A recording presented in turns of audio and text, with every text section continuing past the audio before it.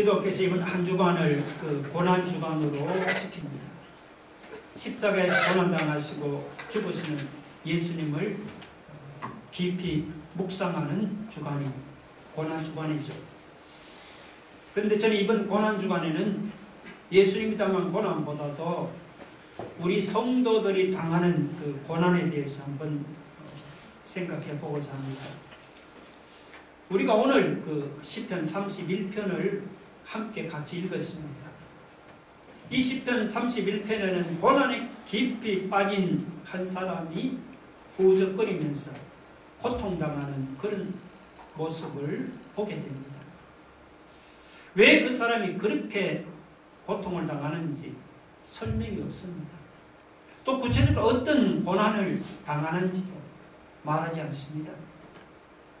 다만 본문은 사람이 고통을 당할 때 어떻게 반응했는지를 보여줍니다. 본문을 읽어보면 정서적으로 굉장히 혼란스럽습니다. 사람이 금방 웃다가 또 금방 울고 또 금방 절망했다가 금방 소망을 가지는 그 심정이 아주 복잡합니다. 이게 바로 고통당하는 사람의 현실입니다. 고통당하는 사람에게 여러분 무슨 정서적인 평안이나 무슨 안정이 있겠습니까? 그냥 정신이 없죠. 그래서 빨리 이 고통에서 건져달라고 다급하게 하나님께 하소연하는 부분이 10번 이상에는 나옵니다.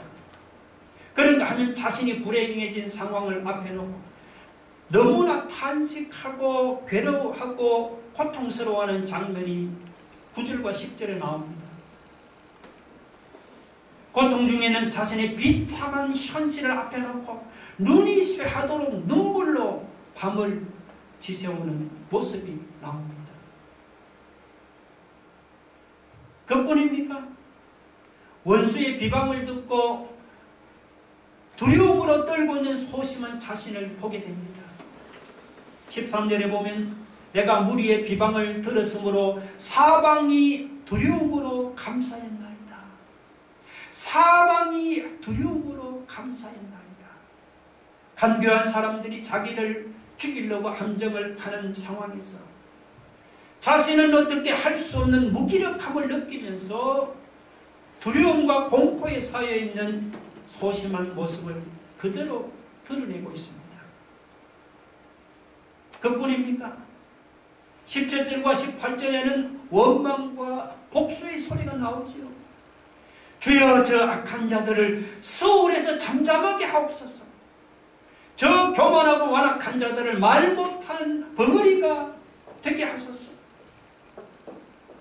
뿐만 아니라 5절에서는 죽음까지 결심하고 주님 내 영혼을 주님의 손에 부탁하나이다. 이런 각오까지 했습니다. 이것이 고통당하는 사람의 복잡한 심정입니다. 때로는 기도도 했다가 때로는 탄식도 했다가 때로는 그냥 막 부들부들 떨기도 했다가 원망도 했다가 죽음을 각오하는 비장한 순간까지도 생각해 보았습니다. 이게 바로 여러분 고통당하는 사람입니다. 신앙인이라고 이런 별수가 있습니까? 똑같은 인간인데. 성경이 고난 중에 기뻐하라고 고난과 고통을 즐거워하는 그런 자기 학대자가 되라고 말씀하지는 않습니다. 믿음의 조상이라는 아브라함은 나이가 많아서 아내를 잃었는데도 얼마나 슬펐는지 통곡을 했습니다. 다윗은 쿠데타를 만나서 도망가면서 깃걸을 머리에 날리고 신발을 벗고 엉엉 울면서 통곡했습니다. 예수님은 나사로가 죽었을 때 찾아오셔서 친히 비통해하면서 눈물을 흘렸습니다. 믿음의 사람이라도 일반 사람과 다 똑같지 않습니까? 그러므로 우리는 고통당하는 사람을 성급하게 위로하려고 해서는 안 됩니다. 당해보지 않으면 아무도 모릅니다. 값싼 충고로 고통당하는 사람을 위로하지 마세요. 내가 고통당하는 사람의 그 아픈 사정을 어떻게 알겠습니까? 내가 고통당하는 사람을 앞에 놓고 무슨 말을 우리가 할 수 있겠습니까? 사람이 고통당할 때는 정말로 반응이 복잡하기 마련입니다. 그렇다고 신자에게는 다른 점이 없습니까? 신자도 고통당할 때는 세상 사람들과 똑같이 정서적인 불안정이나 눈물이나 혹은 탄식이나 원망이나 하소연밖에 없습니까? 그렇지 않죠. 신자에게는 세상 사람들과 다른 점이 있습니다. 여러분 14절 한번 보세요. 여호와여 그러하여도 나는 주께 의지하고 말하기를 주는 내 하나님이시라 하였나이다. 여호와여 그러하여도 나는 주께 의지하고 말하기를 주는 내 하나님이시라 하였나이다. 여기서 우리는 세 가지를 봅니다. 첫째는 그러하여도라는 말입니다. 그러하여도.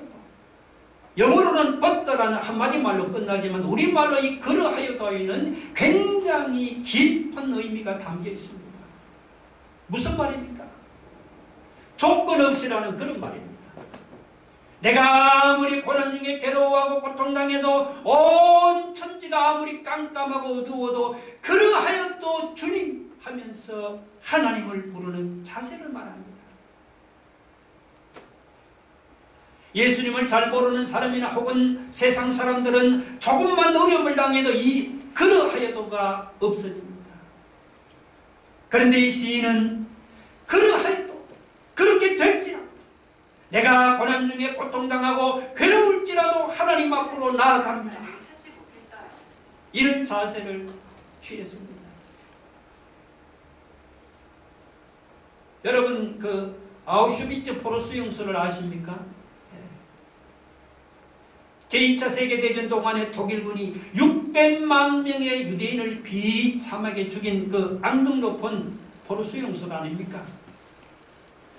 거기서 살아나온 이 위젤이라는 사람이 쓴 책에서 이렇게 말했어요. 세계 만민들 중에서 하나님이 특별히 선택한 유대인이 그렇게 비참하게 죽어가는 것을 볼 때 하나님은 죽었다. 하나님은 죽었다. 만약에 하나님이 살아있다면 나는 원고요 하나님은 피고다. 이런 반응을 보였습니다. 하나님 당신이 살아있다면 어떻게 이럴 수가 있어? 그 사람은 원고가 되었어요. 하나님을 사정없이 고소했습니다. 이게 보통 일반적인 반응이 아닙니까? 그러나 예수 믿는 신자는 그러하여도 어떤 고통이나 어떤 어려움이 앞을 가로막아도 여전히 하나님을 부릅니다. 둘째는 나는 주께 의지하고라는 말입니다. 14절 보면 여호와여 그러하여도 나는 주께 의지하고, 여기서 이 나는 주께 의지하고 이 말은 그 여러분 1절에 나오는 내가 주께 피하오니 그 말과 똑같습니다. 여호와여 내가 주께 피하오니, 주께 피한다 혹은 주님을 의지한다. 이것이 무엇입니까? 바로 이것이 고통당할 때 신자의 반응입니다. 그 다음 셋째는 주는 내 하나님이라고 말하는 것이죠. 말하기를 14절 끝에 주는 내 하나님이라 하였나이다. 말하기를, 여기서 말한다는 것은 이것은 고백한다는 말입니다. 고백한다. 고통을 당해도 주는 내 하나님이라고 고백하는 것입니다. 이거 보통 어려운 것이 아니죠. 욥의 경우가 그랬습니다. 욥이 하루아침에 재산을 잃고 자식을 잃고 건강까지 전부 다 잃어버렸습니다. 옆에서 부인은 보다 못해서 그래도 당신이 하나님을 믿는다고 말해요. 그냥 차라리 하나님을 욕하고 죽어버리라고 했습니다. 그랬더니 욥이 뭐라고 말했습니까? 그대의 말이 어리석은 여자의 말 같도다. 우리가 하나님께 복을 받았은즉 화도 받지를 않겠는가? 그런데 내가 어떻게 화를 당했다고 복 주시는 하나님을 욕하고 죽을 수가 있겠는가? 대단하지 않습니까? 이렇게 욥처럼 고난을 당해도 하나님을 욕하지는 않고 여전히 주는 내 하나님이십니다. 이렇게 고백할 수 있는 것이, 이것이 바로 신자의 반응입니다. 여러분도 14절 같이 할 수 있습니까? 우리 중에도 고난 중에 고통을 당하는 사람이 있을지 모릅니다. 남이 모르는 불안이나 근심을 가지고 있을지 모릅니다.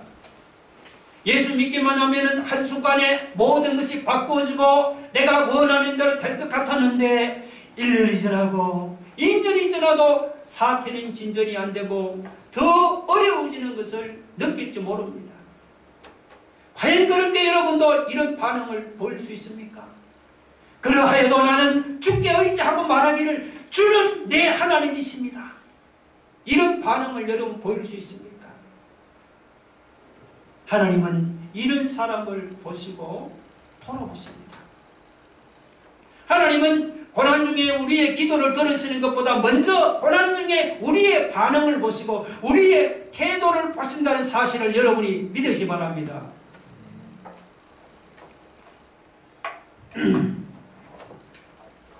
그 다음 생각해 볼 것이 있습니다. 그것은 뭐냐? 이와 같이 하나님 앞에 신앙적인 반응을 보이면서 하나님을 찾는 사람에게 주시는 하나님의 은혜가 무엇이냐는 것입니다. 오늘 설교제는 또 고난 중에 하나님의 은혜라고 그렇게 하지는 않았습니까? 여러분 19절 한번 보세요. 우리 19절 한번 같이 읽어봅시다. 본문이 있습니다. 시작. 주를 두려워하는 자를 위하여 쌓아두신 은혜, 곧 주께 피하는 자를 위하여 인생 앞에 베푸신 은혜가 어찌 그리 큰지요. 자, 여기 19절에서 여기 쌓아두심이라는 말이 우리 눈길을 끕니다. 여기 쌓아두었다는 말을 숨겨두었다는 말로 번역한 성경도 있습니다. 왜 쌓아둡니까? 왜 숨겨둡니까? 고난 중에 하나님 향해 긍정적인 반응을 보이면서 믿음으로 가까이 나오는 사람에게 주시려고 하나님께서 쌓아놓고 숨겨둔 것이 있단 말이죠. 이것은 얄팍한 신앙생활을 하는 사람은 모르는 은혜입니다. 조금만 고난당하고 어려움을 당해도 하나님이 없다고 소리 지르는 그런 사람과는 관계가 없는 은혜예요.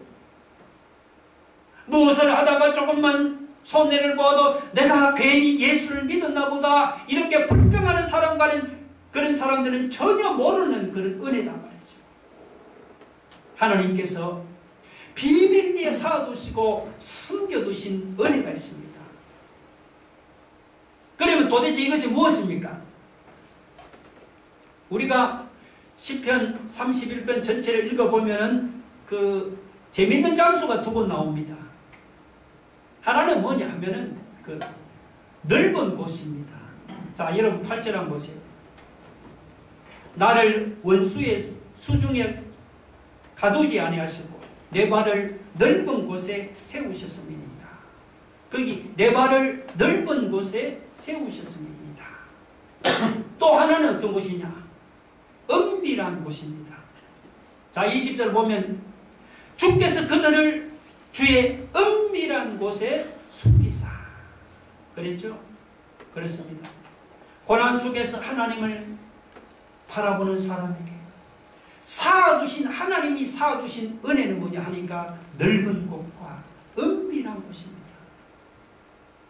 자, 먼저 이 넓은 곳을 한번 생각해 봅시다. 예를 들어 사람이 혹시 불행하고 고통스럽습니까? 그냥 가슴이 막 터질 것 같습니까? 눈앞이 캄캄하고 답답합니까? 그럴 때 우리가 찾는 것이 바로 이 확 트인 이런 넓은 곳이 아닙니까? 그렇죠? 여러분 저 수암산 꼭대기에 한번 올라가서 밑을 한번 내려다보세요. 마음을 짓누르던 근심, 걱정, 괴로움이 그냥 나도 모르게 그냥 전부 다 사라져요. 그 올라가서 밑에 성냥갑 같은 지붕 밑에 그 밑에서 날마다 그냥 거기서 고민하고 뒤척거리면서 잠 못 자던 내 자아가 그냥 부끄럽게 느껴집니다. 이렇게 뭔가 멀리 내다볼 수 있는 그런 눈이 열리는 곳이 높은 곳, 넓은 곳 아닙니까? 우리 신자가 고난당할 때 이런 넓은 곳이 필요합니다.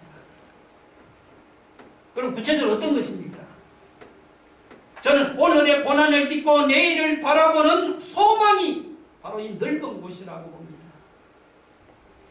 믿음으로 하나님께 가까이 나오는 사람에게는 소망 중에 멀리 내다볼 수 있는 넓은 마음을 하나님이 주십니다. 여러분, 모세가 광야에서 말이죠, 200만이 넘는 이스라엘 백성을 기도하면서 당한 고통이나 애로는 말도 못할 정도였죠. 그럴 때 모세가 자주 올라간 곳이 어디입니까? 호렙산이에요. 호렙산. 모세는 호렙산 꼭대기에 올라가서 비록 지금은 광야에서 고생하지만 후일에는 하나님이 우리에게 아름다운 가나안 땅을 주실 것이야. 모세는 넓은 마음으로 멀리 내다보는 소망을 가지고 하루도 당하는 그 모든 고통을 잊어버릴 수가 있었습니다. 여러분이 고난당할 때 하나님이 인도하는 넓은 곳을 아십니까? 답답한 마음을 확 열어주는 그런 넓은 곳을 여러분 압니까? 비록 오늘은 고생하지만 내일은 고생하지 않을 거야. 금년에는 코로나가 어렵지만 내년은 하나님이 건강도 주시고 돈도 주시고 모든 어려움을 해결해 주실 거야. 이렇게 생각하고 소망 중에 멀리 내다보는 사람이 바로 넓은 곳에 선 사람입니다. 하나님은 고난 중에 긍정적인 반응을 보이면서 믿음으로 하나님께 가까이 나오는 사람은 이렇게 소망 중에 멀리 내다보는 그런 넓은 곳으로 인도하십니다. 고난 중에 하나님께서 쌓아두시고 숨겨두신 은혜가 바로 이런 것입니다. 오늘 여러분에게도 이런 은혜가 있기를 주의 이름으로 축원합니다. 자, 그 다음 은밀한 곳은 무엇일까요? 어떤 성경은 이 은밀한 곳을 하나님의 얼굴 앞이라고 번역을 했어요. 하나님의 얼굴 앞, 하나님과 단둘이 만나는 곳, 기도하는 곳입니다. 우리가 고통을 당하면 이렇게 탁 트인 넓은 곳도 필요하지만 은밀한 곳도 필요합니다. 우리가 심한 고통을 당하면 어때요? 막 사람도 만나기 싫고 그냥 나 혼자 있고 싶을 때가 있잖아요. 나 혼자 그냥 막 시큰 울고 싶고 정말 내 마음을 이해하는 사람에게 내 모든 사정을 고백하고 싶은 그런 심정이 들지 않습니까? 이런 사람이 찾아가는 곳이 어딜까요? 그곳이 바로 은밀한 곳, 하나님과 깊이 만나는, 주님과 깊이 기도하는 곳입니다. 어떤 집사님이 과거에 너무 기막힌 고통을 당하면서 체험한 것을 한마디로 이렇게 간증을 했어요. 목사님, 그 당시 내 주변은 그냥 사방팔방에 온통 다 막혔습니다. 뚫린 것은 그냥 하늘밖에 없었습니다.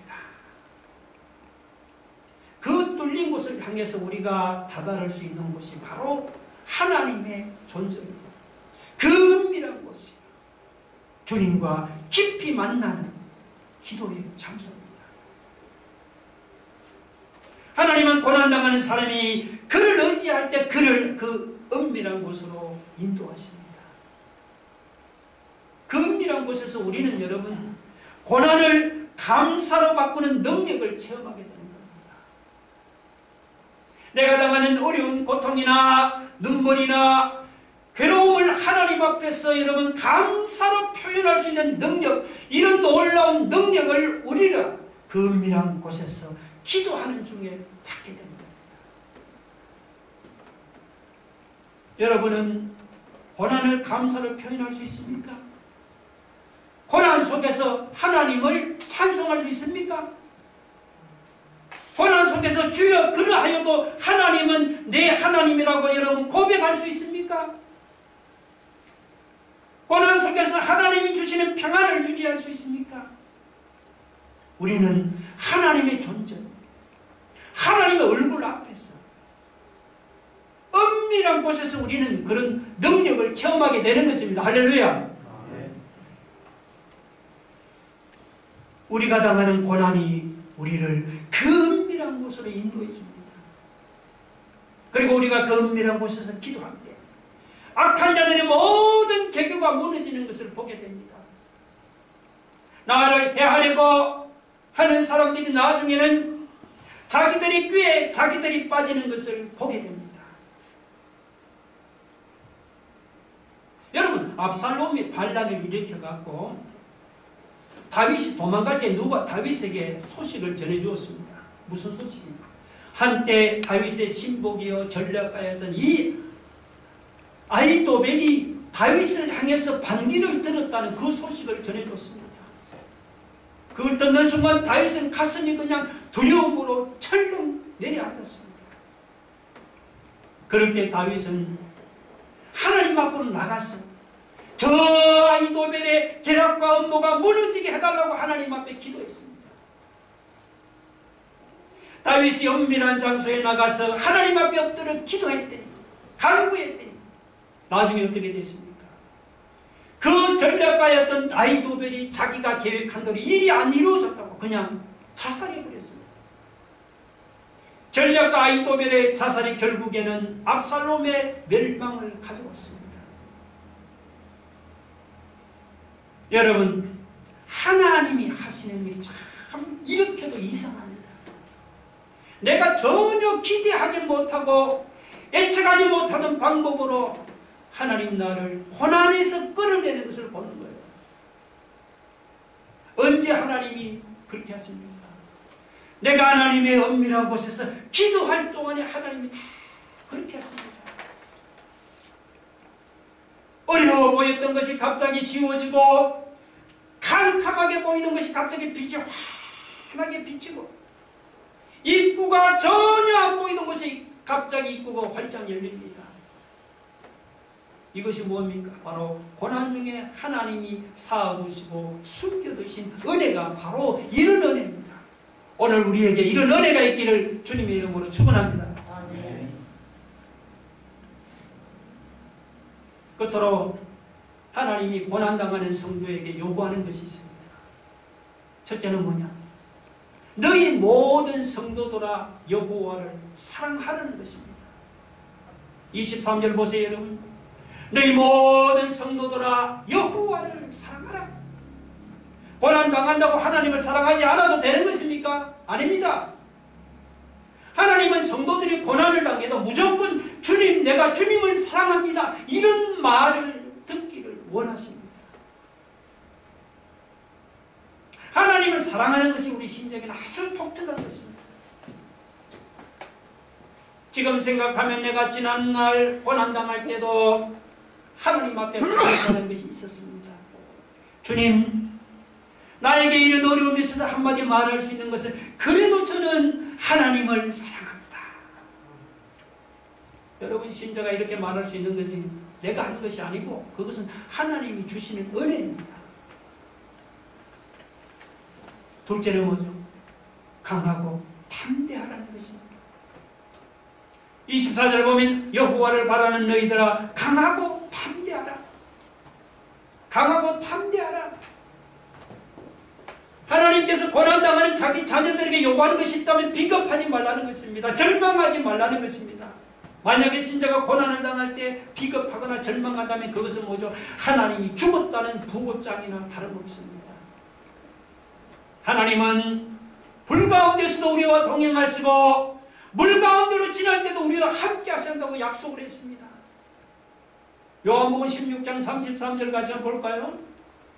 다 같이 읽어봅시다. 시작. 환난을 당하나 담대하라. 내가 세상을 이기었노라. 저것은 예수님이 하신 말씀이에요. 내가 세상을 이기었노라. 주님은 내가 세상을 이기었기 때문에 너희는 세상에서 환난을 당해도 담대하라고 말씀했습니다. 신자들이 비록 세상에서 어떤 때는 손해를 볼 수도 있지요. 어떤 때는 어려움을 당할 때도 있습니다. 어떤 때는 악한 사람들의 속임수에 빠져서 우리가 고난을 당할 때도 있지요. 그러나 어떤 고난이나 어떤 어려움을 당해도 비겁하거나 절망하는 것을 주님이 원하지 않았습니다. 우리 주님은 신자들이 고난당하는 중에도 강하고 담대하기를 원하십니다. 세상을 살면서 여러분 고난을 100% 면제받을 수 있는 사람은 한 사람도 없어요.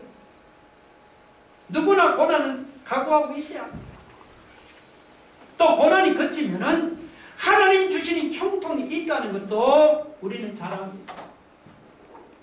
오늘 하늘에 구름이 덮치고 눈발이 휘날리면 내일은 태양이 비칠 거예요. 내일 태양이 비치면 모레는 또 구름이 낄지도 모릅니다. 인생길이 다 이런 것입니다. 가시밭이 있으면 옆에 있으면 주님 이런 길은 가기 싫어. 그러면 주님이 오냐 하면서 이리로 오라고 그렇게 말씀합니까? 하나님이 그런 식으로 우리를 인도하지 않으십니다. 형통할 때 대비도 잘하지만 고난당할 때 대비도 잘해야 합니다. 햇빛 날 때 대비도 잘해야 하지만 비 올 때를 위한 대비도 잘하는 것이 바로 신앙이 좋은 사람입니다. 우리가 고난당할 때는 오늘 본문의 다윗처럼 믿음으로 반응하기 바랍니다. 믿음으로 반응하는 사람을 위해서 하나님이 쌓아두시고 숨겨두신 그 넓은 것과 그 은밀한 것을 여러분 날마다 사모하기 바랍니다. 고난 중에도 여전히 주님을 사랑합시다.